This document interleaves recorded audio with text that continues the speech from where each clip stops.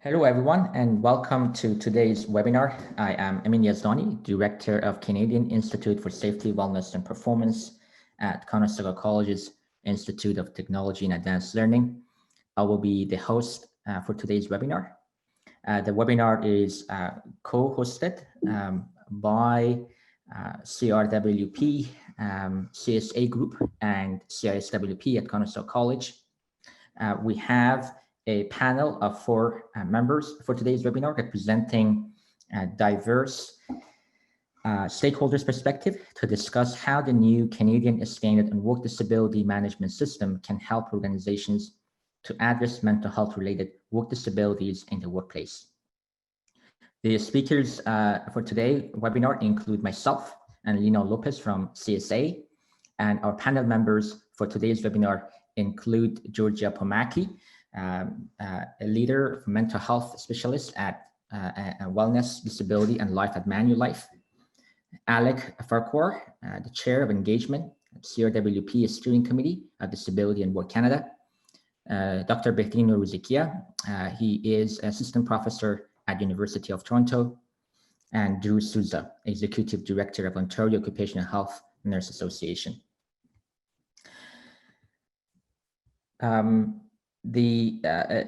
For today's webinar, we start off with Lina Lopez to walk us through a standard development process at CSA Group. Then I will provide you with high-level overview of the new CSA Z1011. Following my presentation, we will hear from our panelists. The panelists will speak to questions we presented to them to get the discussions started. If you have any questions, you can use the QA function to ask for questions. Lina Lopez will moderate QA session, and I will end today's webinar with announcement for future related webinars. Now I will hand it over to Lina to walk us through CSA Group standard development process. Lina? Hi there, good day everyone. And just a quick introduction of myself. I'm Lina Lopez. I'm a project manager in the Worker and Public Safety Group. And should I just let you know next? Sure. Okay, great. So for my presentation, I'm going to really hopefully answer 4 questions. I'm going to give you a little bit of information about CSA Group, let you know how standards are developed and really why organizations may adopt and key reasons government also adopts, and then hopefully left you intrigued enough that you'll want to find out more and how to get involved. So to start off, CSA Group as an organization that's 100 years young. It celebrated its 100th birthday last year. It started in 1919, and at CSA there's 2 divisions. So over on the, what I see on my screen on the right side is the commercial area, and that's known for testing, inspection, and certification. And then we have the standards development organization. That's where standards are developed, and then there's research behind that, and then training. If you want to just hit next. Thank you. And at CSA, the mission's really at a high level threefold. So you're looking at continuing and improving safety, you're looking at societal good, and also looking at sustainability and how do we improve the environment that we're in, and keeping the future in mind. So going into standards development organization, that's perfect. With that, at CSA, within the area of standards, there are 12 key areas of focus. Of course, within each area, it goes a lot deeper into different standards. So the standard that we're going to be presenting on, the Z1011 on Work Disability Management System, it falls in the occupational health and safety focus, but keep in mind it's a standard that really impacts all areas. If you want to hit or you want to press on to next. So on this slide here, I'm providing you with a it seems like a lot of information. And this is just a quick shot of examples of CSA standards within occupational health and safety. So the standard today that we're looking at falls and is part of the management system of standards. So there's a series of them, and if you follow through, we try to keep the numbering, the nomenclature close to it. So they vary from one, and they keep developing. This one's the 11th. That hopefully they all integrate together and really go towards a management system. We also are looking, and OSHA's evolved into worker wellness. So what was particularly many years ago would start off with the first standard in occupational health and safety being the eye and face protection. It then works now into not just the exterior, but also looking at what's going on inside for the worker. So if you want to just go on to the next standard. So looking at, well, how do standards get developed, and really what is the process? And the process is the cycle that you have here and on the screen. So with it, CSA moves forward with a proposal. If an individual and organization comes forward with an idea that can improve, in this particular, it's the occupational health and safety, to improve the lives of the worker, of an organization, and for many reasons, to make it safer for the worker, to make sure process is consistent, and depending on what the particular standard is, it can help facilitate trade. So looking at the square here in front, once a proposal is accepted, because CSA Group is also an accredited standards organization that reports into Standards Council of Canada, they will put in a notice of intent to ensure that there's no other standard in this particular area, that it's not going to be a repeat. So with that, once that takes place, there is a technical committee that comes together of various perspectives. So around the table, or what was once around a table, now it's in this virtual space, come together to look at best practices, leading practices in an area, and how to develop a standard for all, and looking at it from a management perspective, looking at it also with the worker in mind, and the user, and various stakeholders at play. So once a draft is put together, I'm going through the cycle here at a very high level. So once a standard is put together, it then goes out to public review. So this is an opportunity where anyone really can look at what's been drafted and make recommendations or comment on what is in the draft state before it gets published. So that then goes back to the committee to revise, to make any addition, and then it becomes a published documentation. And at that point, that standard becomes a living document, and it's reviewed every year, at minimum every year, for the next 5 years. And at that time, you're looking at capturing what are the changes in the landscape? Has there been any changes in regulation? Has it been adopted into regulation? So you can go into, yes, and also within the maintenance stage is often where the public might come to CSA and inquire about, I need an interpretation on a particular clause within the standard just to better understand it. So after a document becomes a document, a standard becomes published, the big question is, what are the key reasons why an organization or government may adopt the standard? So for various reasons, and truly I believe the beauty behind the standards is that it was developed using consensus base. So it's not just one perspective, but you have the leading technical experts that have been around that table for approximately anywhere between 12 to 18 months, working around the clock to help develop the standard for particular industries at a whole. And then the government also looks at it that once a standard is in place, it's often a less expensive approach for them to have to not develop something, but at least to have a framework, something in play that they can then move forward into legislation if that's the case. And the standard is also reviewed every 5 years. So with that, how to get involved. Oh, you can go on to the next slide, thanks. So with that, on various levels on how to get involved. So the first level is, and it's not really in any particular order, but just the order that's presented. And so there's an opportunity to get involved on a technical committee if they're an area of expertise that you'd like to contribute to. There's various ways to get involved, and there's usually a call for participation does get posted on the CSA communities. And that's a complimentary website, an online platform that you can find out about what new call for participation that are been posted. And then the other opportunity is to provide direct input, and that's at the public review stage. As well as CSA under the standards development organization piece, we have a research arm. So if there's an area that you would like to really investigate and look into, I'd like to propose an idea for research, feel free to reach out to me. There's also the CSA website, which is csagroup.org/research. And you're welcome to look at published reports of previous work that's been published. And then the last piece, which I've mentioned a bit earlier, is about joining the online community.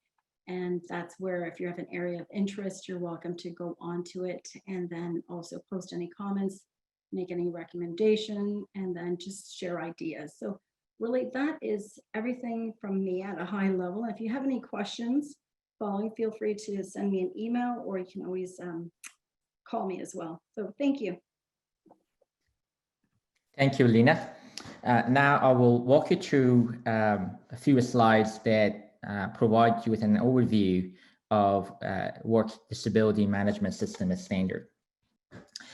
But let's start with understanding the landscape when it comes to mental health and work in Canada. Mental health increasingly is becoming a challenging issue for employers and society at large. In any given week, at least 500,000 employed Canadians are unable to work due to mental health problems. And add to this, the whole COVID-19 situation and how organizations are still trying to figure out the best practices that they could accommodate or they could support their workers. Looking at the numbers of disability cases due to mental health, something near 355,000 disability cases, it is obvious that this is a significant problem that organizations really need to adopt a solution and to reflect on.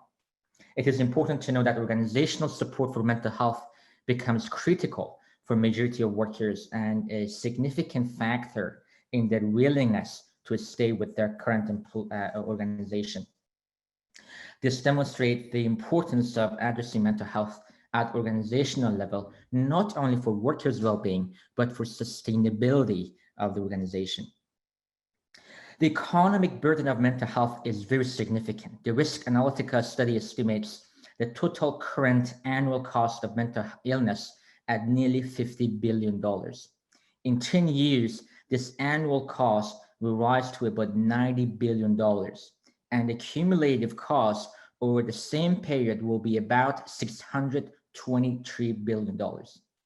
In about 20 years, it is estimated that these annual costs will be increased to $300 billion.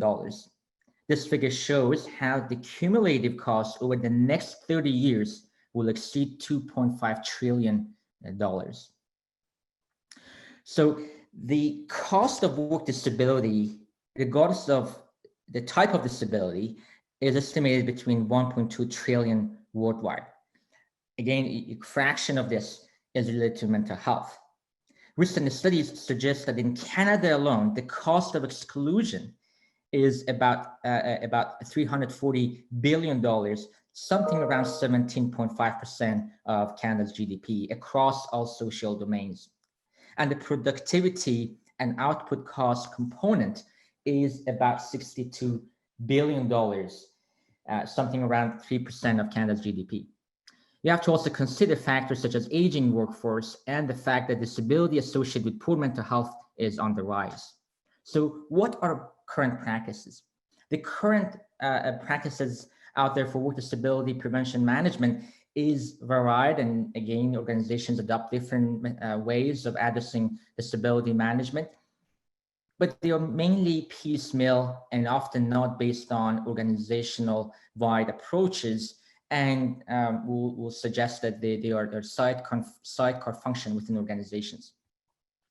So the CSA Z1011 specifies the requirement for a work disability management system that can be used by organizations to systematically manage their work disability management activities. It is based on Plan, Do, Check, Act model of management system and can be incorporated to any existing management system structures within organization. The standard includes a framework for management of work disability at the organizational level and is applicable to small, medium, and large organizations in the private, non-for-profit, and even public sector with at least 10 workers. There are several requirements within the CSA Z1011. And as you see here, I've kind of tried to provide you with headings of those requirements. But in addition to that, the standard outlines several informative annexes that could be used as guidance and help organizations to implement an organizational-wide program. These annexes range from developing a business case for work disability management to outlining the role of experts and management of confidential information, some implementation tips, and so on. So there are a lot of good guiding material that could help organizations to go through a process of implementing their standard. Here are the key requirements within their standard. The standard outlines several key requirements within the Plan, Do, Check, Act model. The Work Disability Management System standard outlines specific requirements when it comes to management commitment and leadership, and is a framework that involves key stakeholders, including workers and healthcare professionals throughout the process. It is essential that roles and responsibilities are set and senior management commits to provide necessary resources. So the elements outlined in clause number 4 really outlines all those foundations that you really need to put in place to be able to successfully implement an organizational-wide program. Then, similar to any initiative, you have to plan for success. And how you do that, the standard outlines several requirements that help organizations to go through a process of planning an effective work disability management system in place. That includes understanding the strengths and identify improvement opportunities. Again, often organizations have existing practices. We want them to kind of look into those and see what are the areas of improvement. Then the organization will be able to make changes with limited resources if that's possible. Develop a vision for future states, identify meaningful and achievable targets and objectives, and also making sure that organizations really engage all key internal stakeholders throughout the process. After organizations set those objectives and targets, then they go and implement those objectives and targets. They're looking to closely monitoring the rollout to quickly identify any problems or gaps, address those problems in a timely fashion, and address changes to the workforce and plan and place for work immediately. It outlines requirements for accommodation, training, management of change, and also return to work strategies that could possibly be effective ways of disability management.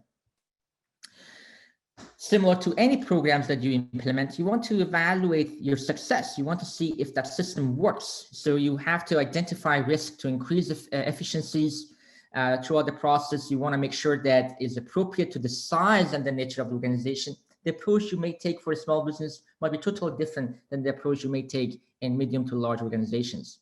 And you want to make sure that you use both qualitative and quantitative methods in which the standard has some recommendations that you can actually use. But you have to keep in mind, the process could be complex and you will have to consider the complexity of the process and provide necessary input for decision-making and identify lessons learned to be able to continually improve your practices. It is not expected that within 1 year of implementation, you'll be able to achieve all of your goals, but you want to make sure that it's work in progress and you continually improve your process and use lessons learned to guide you through that process. A standard outlines some guiding principles. A standard is an evidence-informed, data-driven approach that is strategic in nature to ensure sound policies and processes. A focus on inclusion and accessibility. It takes worker-centered supportive approach to make sure that you contextualize a case-by-case approach. Promote accommodation and early return to work that considers the essential duties of workers' role within the organization, and also ensure that organizations understand that it's a joint responsibility between organizational management, workers, and worker representatives. And you have to keep in mind that the legal compliance within each restrictions needs to be considered. Again, that was a kind of a very short overview of the standard. We are hosting several webinars to kind of discuss the standard further. But now I would like to turn it over to our panelists, and I will start with Alec to answer the questions that they presented to him and hear his perspective. Alec Farquhar is the chair of engagement at CRWP, Steering Committee of Disability and Work Canada. Alec? Thanks, Amin, and the incredible team, including some on the panel who've contributed to the development and launch of the Disability Management Standard. What I've tried to do is to address the three questions, sort of in the context of challenges and opportunities. So I'll go through very quickly. These are the questions. Key challenges in managing work disability. And I'm going to minimize this. Related to mental health illnesses, lessons learned. Then how can the new CSA Z1011 help organizations better manage these types of disabilities, and particular facets of the standard that I found particularly useful. So first of all, challenges and opportunities. I'm trying to speak from the front line. I would guess that most of the people on the call are thinking about whether they can implement this, how they can implement it, how they can address these pressing problems. And I want to start with saying that although mental health obviously has different elements to it, it does cross over in many, many ways with other workplace issues. But it's special because some situations involving a mental health condition can affect internal dynamics, team dynamics, and interpersonal relations. Unfortunately, some cases are marked by behaviors that may have offended or troubled other people. So there's often a history, and stigma can easily attach to that. And we've got to figure out ways to use the standard to really help reduce stigma and start treating mental health issues the same as any other matter that might arise in the workplace. A lot of you are aware that there are regulatory and legal regimes that now have much stricter requirements, especially around intensive stress situations, than used to be the case. And it does provide a context to address psychosocial factors and mental health more proactively. I'll just give one example here.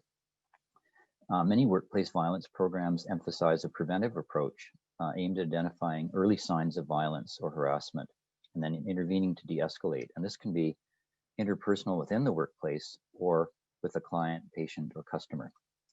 And when you do this properly, you often reach deep into the psychological realities of workplaces. And I imagine some of you have done this. And it helps get some conversations started that can become more proactive. And I believe that the implementation of the disability management standard itself provides a major opportunity. Nobody on this call will find this slide of any surprise. Competitive challenges exacerbated by COVID-19, budgetary pressures, some incentive programs reward claims management more than deeper work. Even unions and workers may feel that they've got to suck it up and get to work, and otherwise their job might disappear. So I'm really worried that around mental health issues, as well as so many others, there'll be a focus on only doing what we absolutely have to do, and I'm really advocating against that. So the challenge here is, can we use this disability management system in concert with prevention at a primary level? Disability management is primarily at the secondary and tertiary prevention level, and of course primary prevention is often hived off. I really advocate looking at it broadly, and CSA has a suite of health and safety standards, which was mentioned earlier by Lena, and that provides you with an integrated platform for doing all this. And I feel that the disability management standard fills a vital gap. I also really believe that in implementing the standard, you look at your external context. Often people can come in from the outside, experts and others who can help you do things you couldn't just do on your own. and look at your workplace as a community. And around mental health, almost more than anything else, if you are showing you care about your community, which is the proper way to implement this standard, you'll find leaders and champions, sometimes in some unexpected places. And I really see leadership needing to come from the union as well as from the employer. I wanted to mention, and this is partly from my own experience, how responding to what we might consider prevention situations, let's say an incident of workplace violence, and I've unfortunately been part of a number of those. These were, unfortunately, some were actually staff-on-staff violence, but the majority were client-to-staff violence, threats, or harassment. When you work with your union and your staff to address an incident, you're all seeing together what can go wrong, how terrible it can be. And it sets the stage to start thinking, can't we implement a system that lets us get more at the root causes and have a better approach so things don't escalate? And not seeing disability management as a technical matter, but as a sort of a community building matter and building confidence that you have a workplace that's going to be respectful, will listen, will respond, and will treat its employees properly. I really like using the standard as a platform for joint committee or other internal collaboration. I want to mention that the standard mentions communication, but probably in the implementation phase, communication is even more important than the standard might suggest. And choosing some measures of the state of psychological health and safety in the workplace, and then how this standard over time improves it. Those are very important. I'll finish off with some features of the standard that I thought were of great value in addressing stress and mental health issues. Fundamentally, its emphasis on an organization-wide policy and program, which is evaluated and renewed on a regular basis. It gets people used to the fact that we're trying our best. We're taking a look at how we're doing, we're checking. And then we're renewing, we're improving things. Secondly, the standard is strategic. I think a number of people, certainly myself earlier in my career, have often seen responding to mental health issues from a more technical, case-related HR viewpoint, rather than looking more broadly at workplace disability, including mental health. And I think the standard is a tremendous tool to go to that strategic level versus just sort of languishing in case by case, which is often of a litigious nature. And finally, the broad scope of the standard. It does not just deal with mental health, it deals with all types of disabilities. And I believe this provides a really great context for starting to see mental health and normalizing it in the minds of people, reduces the risk of stigma and of compartmentalizing organizational response to mental health versus other types of health conditions. So I hope that's useful, and I'm looking forward to the other interventions. And I'll stop screen sharing. There. Thank you, Alec. I appreciate it. Okay, so our next presenter is Dr. Pomaki from Manulife. I'm going to share my screen now. Okay, hand it over to you. Thanks, Amin. It's great to be here today and to talk about the standard and as it relates to mental health. So go to the next slide. I think it would be a gap not to start by talking about and acknowledging the impact that the pandemic has on mental health, as now there are a number of surveys out showing that all of us, many of us Canadian workers are starting to show mental health is actually worsening for us with a lot of different types of stressors impacting us. So impacting people who may not have a history of mental illness, but we're feeling like we're struggling, perhaps some more than ever before. And those that do have a history may have a more difficult time managing their illness in this environment. So the surveys are also showing that fewer Canadians are reaching out for help at the time that I think we're probably needing it the most. So anything that we can do to actually promote the resources that we have available for our employees and really make sure that they're being used is now is the time to do that. Next slide, I mean. So the question of what are the challenges that we're seeing in workplaces, and I speak with Canadian employers, very frequently, and also the experience through our mental health disability claims and Manulife. The question that I often get asked is, so, but what should I do as an employer? What is really my role in mental health or in mental illness? And I think the disability management standard really does a good job at describing what is the role of the workplace, what is the role of the employer in ensuring that we are managing the mental health disabilities well in the workplace. And it comes from a biopsychosocial model of health and disease that basically describes that biological, psychological, and social factors combine together to trigger an illness, whether that's mental health or cardiac or cancer. Really the same rules apply. So you can really see that the workplace can have a significant contribution through the psychological and social factors in of this model. The couple of things that I wanted to point out with regards to the workplace and the role in mental health. First of all, the standard really emphasizes the importance of investing in mental health promotion, and Alec also discussed the importance of reducing stigma. I think that it has to start there, and that's not one and done. It's something that organizations need to focus on an ongoing basis, and really identifying those individuals in your organizations that are really struggling and figuring out a system, a strategy about how to help them.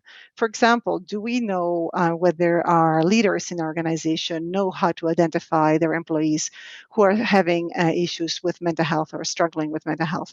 And do they know how to speak with them and how to offer resources? Do we know if the coworkers understand how to identify another coworker who may be struggling from mental health, and how to offer help? So those are the kinds of things that practical things that we could do to really make a difference and reduce stigma.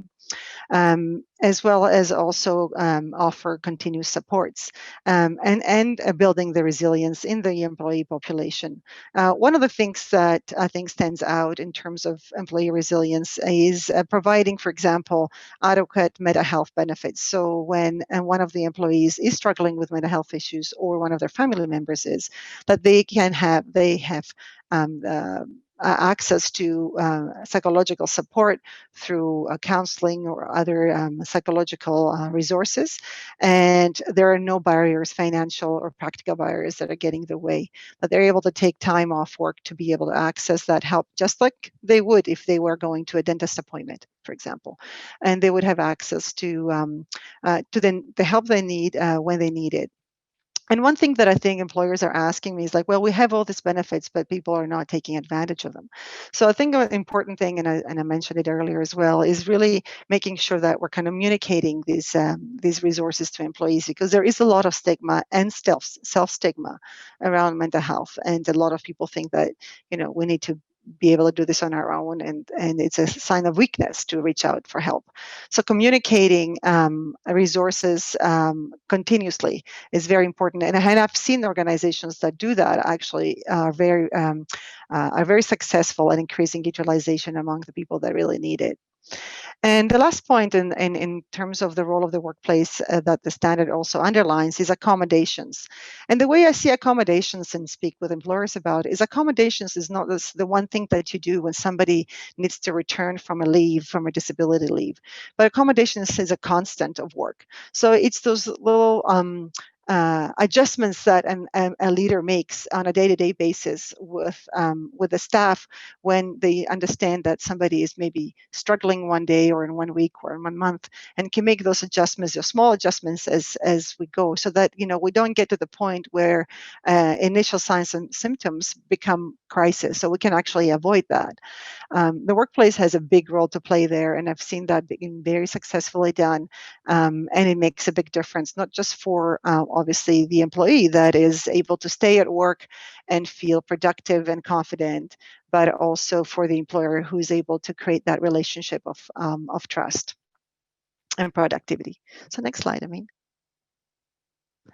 So a couple of things that come to mind when I often talk to employers and they tell me, well, what shall we focus on? And, there's so many things that we can do.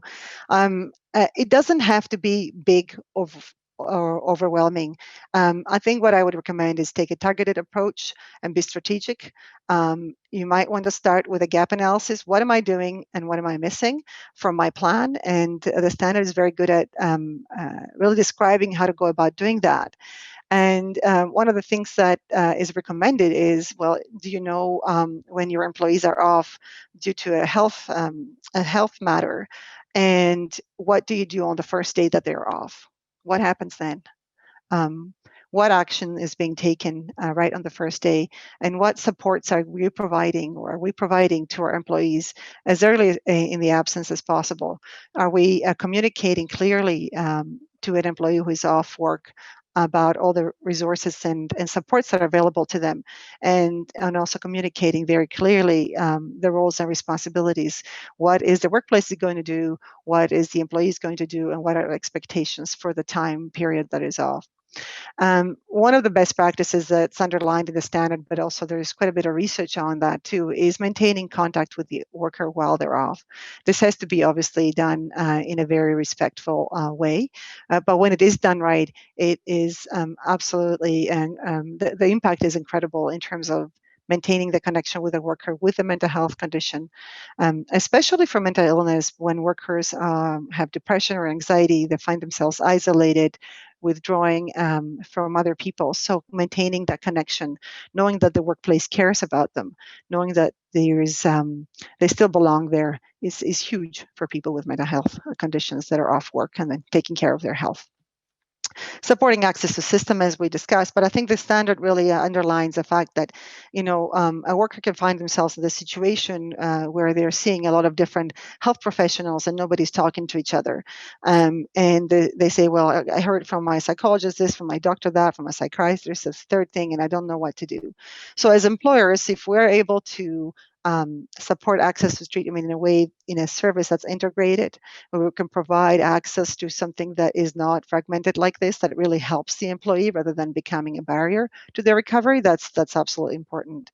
And when we talk about accommodations, it's more about the flexibility of them being successful. We can provide an accommodation, but it has to be reasonable, it has to be meaningful, and it has to be flexible in its implementation. And the final point that I want to make about what to focus on is about leader education, because I think without that, it's very difficult to be successful in any of the actions we may take. And that's also emphasized in the standard. The leader education about mental health conditions, but also about the importance of accommodations and how this should be done properly. Now, my final slide is about some of the highlights. These are the highlights that I chose myself. I was part of the technical committee. We worked on the standard, and we really put all our passion in it. And I think there's a few things that I would that stand out for me. That's the business case, the implementation of the implementation tips that are in the standard, and you have the page numbers, as well as some case studies that are really showing how can the implementation of the standard look like. And you can see it's actually very simple in a way, so it doesn't have to be a huge thing that you have to embark on, but it's also not a project, right? So implementing the standard is not a project that you're going to start today and you're going to finish in 2 months. It's an ongoing process. And to be able to be successful, we need the right people in the right roles, the right knowledge for them that they can accumulate over time. It's not like everybody has to go and get it right now, but over time you kind of figure out what you need and what kind of training our people need to be successful in managing disabilities in the workplace. And being able to track outcomes, of course, commitment from leadership is very, very important. So that's it from me, Amin. Thank you so much, Georgia. Great presentation. I just want to kind of make sure that attendees know that you can use QA function of the Zoom to submit your questions, and we get your questions after the presentations.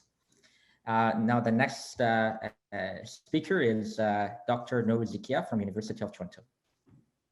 Okay, good. Hello, everyone. Can you hear me?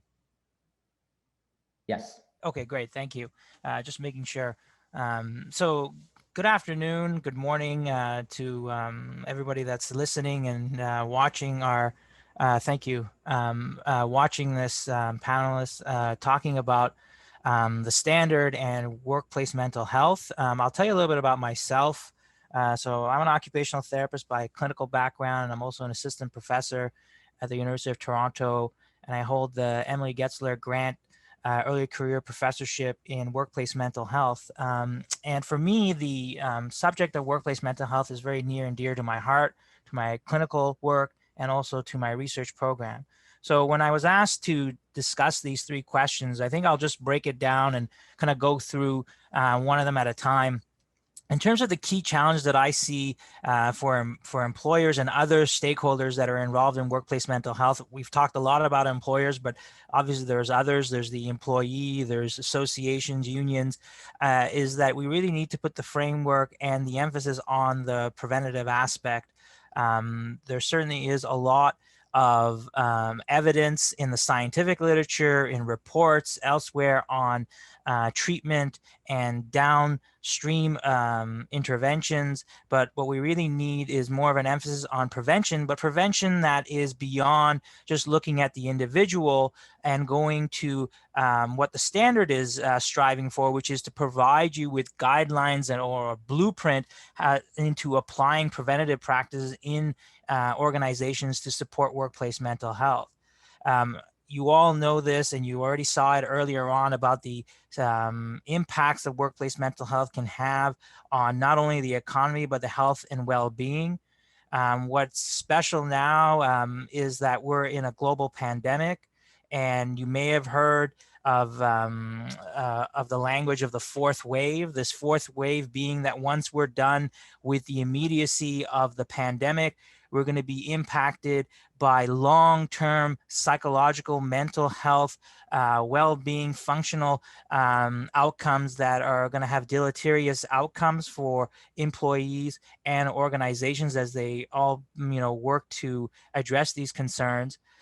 So be cognizant of the fact that as you're looking at this standard, you really are going to be challenged by the fact that, this is going on during a pandemic. And I think the standard can provide you with a lot of tools and supports to be able to do that. So that's a little bit about the first question. Then, what it is about the CSA Z1011 that can help organizations. I would say the focus is really the biopsychosocial nature that we've heard from others. Really, the emphasis is no longer on a medical model or a downstream approach, but one that considers a holistic, comprehensive, and very much aligned with occupational therapy principles, which is to be client or employee centric, but at the same time, consider that in order to challenge workplace mental health issues, you've got to look at it from not only a pathology or a disease focus, but one that looks at what are the supports in the workplace, what's the organizational culture like, and how do these come together into the confluence of creating a particular issue, and how do we resolve that issue? And that resolve, or the way you solve that problem, is through a biopsychosocial approach. Just looking at the panelists that we have here, you can appreciate that these are complex issues. These take time.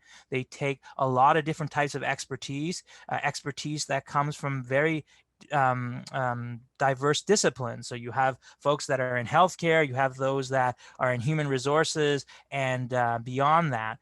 And you really do need a lot of that to be able to solve these types of situations. So I would say that if you're looking at the CSA guideline or the standard, the one key piece of information that I would invite you to take away from it is that it is a really biopsychosocial approach that we as the technical committee put together, and also one that should be emphasizing prevention. So mitigating something from it occurring in the first place. Finally, I was asked to talk to you a little bit about what facets of the standard would be helpful. I think I've alluded to this with my previous two questions, but really the focus should be on a collaborative approach, one that sees the employer taking on responsibility for workplace mental health issues, and one that sees the employee, their association, or their unions coming to the table in a meaningful and good faith nature to work together together. I haven't talked too much about the scientific research in this area, but all of the points that you've heard from myself and others are well supported in the scientific literature. There's quite a bit of research to support the collaborative nature, the early contact, supporting individuals when they're back at work, and involving multiple different types of stakeholders so that they can support their workplace mental health and their mental health in the workplace. So I think that's all there is for me. I'm happy to answer your questions in the Q&A section. Thank you for your time. Okay, thank you, Bethine. Our last panelist is Drew Souza, Executive Director of Ontario Occupational Health Nurse Association. Drew? Hi, thanks very much, everyone, for the opportunity to speak to you today. Can we go to my first slide? Thank you so much. As an occupational health nurse, the types of process we tend to focus in on is on the pragmatic piece. So when asked these specific questions, I really wanted to think about, what did the standard, or what can the standard do from an employer's perspective and an employee's perspective in helping manage things. And one of the lessons learned, or one of the things that I felt resonated throughout the standard, was that really the mental health is impacted by many factors in a worker's life, more so than other types of disabilities. And I think that's a critical piece that the standard reiterates throughout the entire process, that it's something we have to recognize, that it isn't just what happens at work, but what also happens at home to that individual. And what that means is that any resources that we need to see and we need to assist bring to the employee's life really should focus on all elements of that worker's life. So not just focusing in on what support can we provide to the worker through the work cycle, but also what support can we provide to the worker and their families, because those all significantly impact their ongoing well-being. One of the other factors that I felt was a key challenge that workers have to deal with, and many of the previous panelists have already discussed this, is that the organizational culture significantly impacts our workers' mental health. What happens at works, not just on a day-to-day basis, but the underlying thread, the underlying atmosphere at work significantly impacts a worker's mental health. So what we need to do as an individual, as an organization, is to help shift that culture, to make sure that there's supports both from management and labor.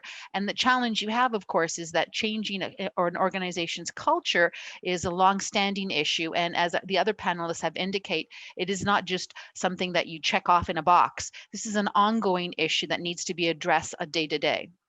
Another mental health challenge, another challenge in dealing with mental health is that it's difficult to assess and treat mental health issues, and it requires a substantial amount of commitment from the worker.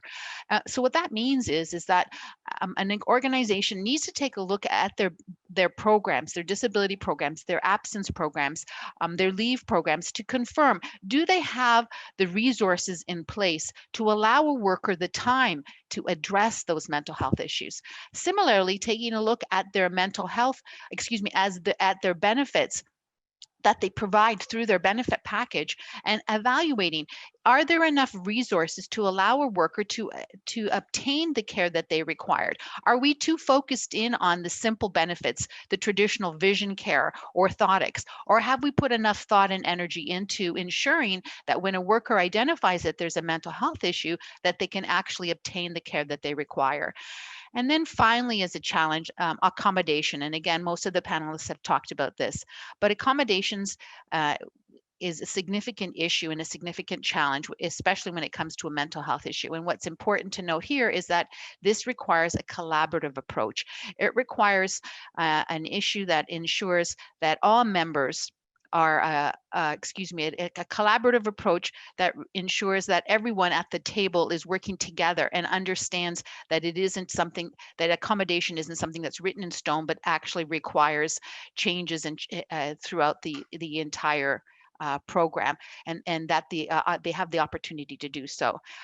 In terms of helping organizations better manage worker health, well, the CSA standards offers the framework to build upon, that formula that we've already discussed. Also, the focus is on the work disability impacts throughout the employment life cycle. So it's important to note again, the standards is not just talking about what happens at hire or what happens at accommodation, but throughout the life cycle. Cognizant of time, I'm going to speed throughout it through the next slide as well, and the guiding principles that all of the other panelists have discussed. Finally, in conclusion, really, when it comes to the standard, what I really focused my attention and what I really support in terms of is the how. So the standard talks about the what to do, and I really liked the section 6, which is the implementation, and the annex, because they talked about how to do it. So things like, what is the role of the expert in the system? You know, every one of us comes to the table with different tools and resources, and acknowledging that and understanding that we can all bring different expertise to the table and support the process differently. Also, again, as the other panelists talked about, the case study to me really spoke to me, because it showed you that pragmatic approach, how to deal with the issue, and making you understand and appreciate that it really isn't as difficult or as complex as it may be. Thank you very much, and my apologies for speeding through this, but I wanted to be sure we provided enough time for questions at the end. Hi, everyone. I just want to remind you that you have an opportunity to submit your questions through the Q&A button that's located at the bottom of your screen. So feel free to send in your questions. We have received 2 questions in advance. And the first one, it reads, how can labor groups support promoting the standard? So I'll send that one over to Alec to start to answer. And anyone on the panel, you're also welcome to unmute yourself and provide your perspective. I'll just get started. As you'll have seen from my own remarks, I view every workplace as, well, it's both a community, but it also has different parties and perspectives within it. And I've been part of some incredible, marvelous collaborations where I've mostly been on the management side with various unions around accommodation, return to work, including a very substantial focus on mental health. Unions can do lots of things in the workplace that an employer can never do. Unions are trusted around health and safety issues and around disability issues. So when they speak to their members, they can get some dialogue going and some trust. I think there's probably work to be done to emphasize the role of the union better in this disability management standard, but it is in there and it provides a good platform for collaboration. And I'll leave it to the other panel members, but I really believe in a collaborative approach absolutely as much as possible around addressing mental health in the workplace. Thank you, Alec. Lena, it's Georgia. If I can also add a couple points. Yes, please do. So what I have noticed in the work that I have done in the past with unions is what they came to me starting the conversation was mental health in the workplace is obviously very, very important for them as employees themselves, but also as representatives of other employees and other workers. And they said, you know, we need more education for ourselves to understand mental health. We need to understand the best practices regarding supporting workers with mental health issues. So I think the important place to start, and everybody starts from a different place of knowledge of receiving information, is to either start getting this knowledge, but also if you already have some, to continue learning in this area, because this is a way to have you know, the background and the confidence and also the knowledge to be involved in, just like, you know, all the other members of the all the other parties in a relationship to support workers. So you know, if you're a union representative and you're watching this webinar, this is a great, you know, way to get information. The standard is obviously a great place to go and get knowledge and information about best practices, because everything in the standard is actually evidence driven, and anything that you can do to equip yourself with more and more knowledge and best practices around this area would be very, very helpful to the members and into the employers as well, because you can bring that knowledge to the table. It can really support the workers with mental health conditions with that knowledge as well. So that's would be, because that's something that I've been asked personally quite a lot by union representatives. Hi, it's Drew. Can I just mention one of the key factors we as occupational health nurses see day in, day out is the fact that a lot of individuals who are out there with mental health issues simply don't have the resources to obtain the treatment that is required. A lot of the treatment is not funded through OHIP. And so I think it's critical for unions to start heavily negotiating for a better level of psychological benefits. I can't tell you how heartbreaking it is to deal with someone who is in emotional distress, who's telling you they simply do not have that financial wherewithal to move forward with the level of treatment that's required, or that they had to stop treatment because they didn't have the ability to pay the bills. So I would really, support and encourage unions to take a strong look at their benefit plans and revisit. Maybe they need to, if there isn't enough money in the funds to in the pot to continue one type of benefit, perhaps they need to rejig things, because really mental health is such a critical issue and it's severely underfunded by our various public plans. Thank you, Drew. We do have another question. The question's for all the panelists. What would be your advice to doctoral students who are interested in doing research in this area? I kind of respond to that question, Lena. There are several researchers that conduct research in the area of disability management. I would suggest you connect with disability management researchers that they're doing fantastic work when it comes to this area. An area that I think is really important, in my opinion, based on the research interest of mine, is around the effectiveness of disability management programs, such as the even CSA standard at the organizational level, and looking into the impact it has on improving not only the process, but the outcome. And even looking at the evaluation when it comes to the cost and how kind of we can make business cases when it comes to implementing a program. Bethany might want to jump in here as well with that. Sure. Yeah, I wasn't expecting that type of question at this webinar, but I'm delighted to read this question. I think from a research perspective, I would invite you to kind of look at the researchers in the area that you're interested in pursuing your doctoral studies, and maybe look at some of their research, their publications. And of course, if you're interested, feel free to reach out to me. You can just search my name and my email will come up. And you can kind of discuss what area is interest to you. If it's workplace mental health, then I have a lot of interest, and I'm always looking actively to recruit master's and doctoral students at the University of Toronto. Thank you. I'm going to the Q&A portion. Let me see.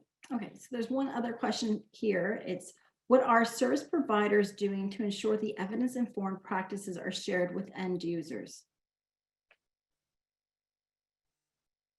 So I can repeat that if anyone would like me to repeat it. Yes, please.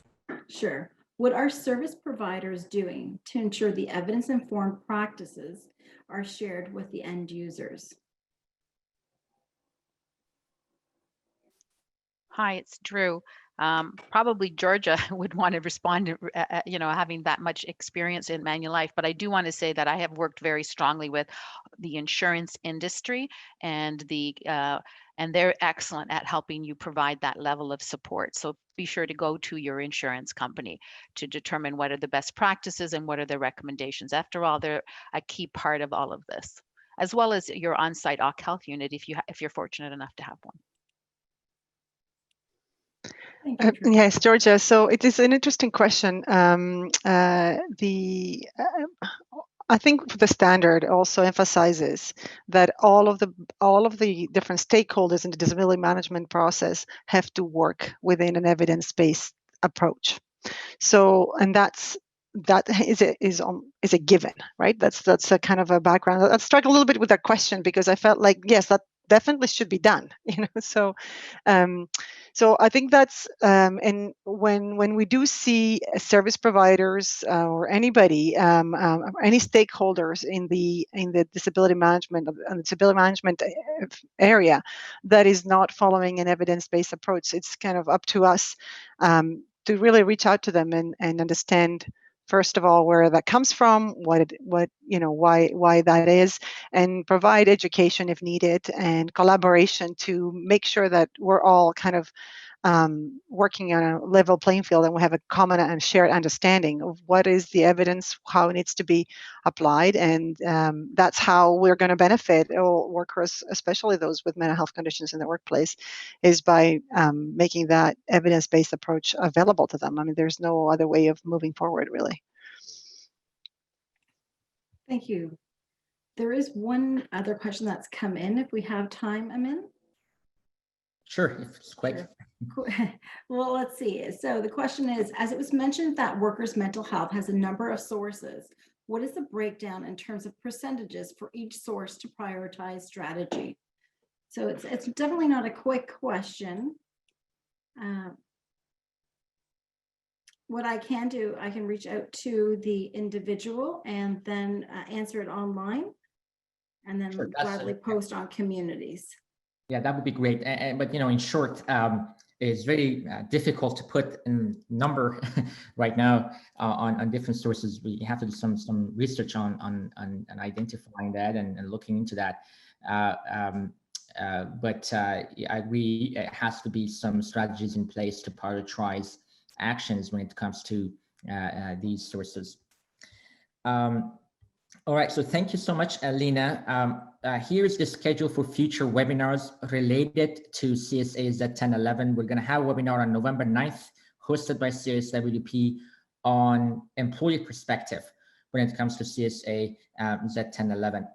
Well, on behalf of CSWP and our partners, CRWP, CSA Group, I would like to thank you all to attend this webinar.